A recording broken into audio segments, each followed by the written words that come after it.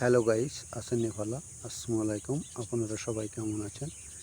সকালবেলার প্রকৃতি, হাওয়ার এবং হৃদয় ছোঁয়া ভালোবাসা আপনাদের জানাই অনেক অনেক ভালোবাসা।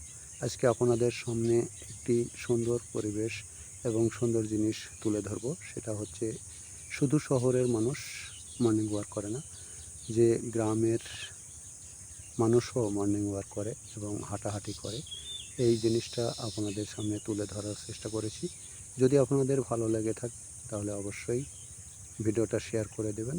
আপনারা সুন্দর এই পরিবেশ এবং মুক্ত হাওয়ার পরিবেশ দেখতে থাকুন এবং উপভোগ করতে থাকুন। অনেক অনেক ভালোবাসা। Thank you so much. অসংখ্য ধন্যবাদ। দেখুন বন্ধুরা, আমার কত সুন্দরভাবে গ্রামের মেয়েরা মর্নিং ওয়াক করে। এখনও অনেকেই ঘুম থেকে ওঠেন নাই, অথচ তারা সকালবেলায় মুক্ত বাতাস, মুক্ত হাওয়া খাওয়ার জন্য চলে এসেছে হাঁটাহাঁটি করতে। বাংলায় বলা হয় হাঁটাহাঁটি। এবং শরীর সুস্থ রাখার জন্য তারা অনেক প্রচেষ্টা করে। সকালবেলায় ঘুম থেকে উঠে আগে মর্নিং ওয়াক করতে চলে আসে।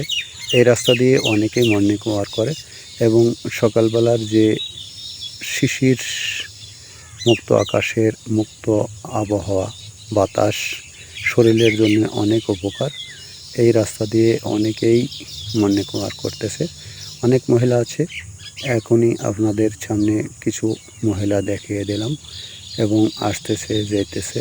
সকালবেলায় অনেকেই ঘুম থেকে ওঠেন নাই, কিন্তু তারা সুস্থ থাকার জন্য অনেক প্রচেষ্টা করে। এখানে একজন এসেছে। এটা হচ্ছে লঙ্কার ক্ষেত। কে বলে লঙ্কা, কে বলে ঝাল, কে বলে মরিচ। আমাদের এলাকায় এটা বলা হয় মরিচের জমি।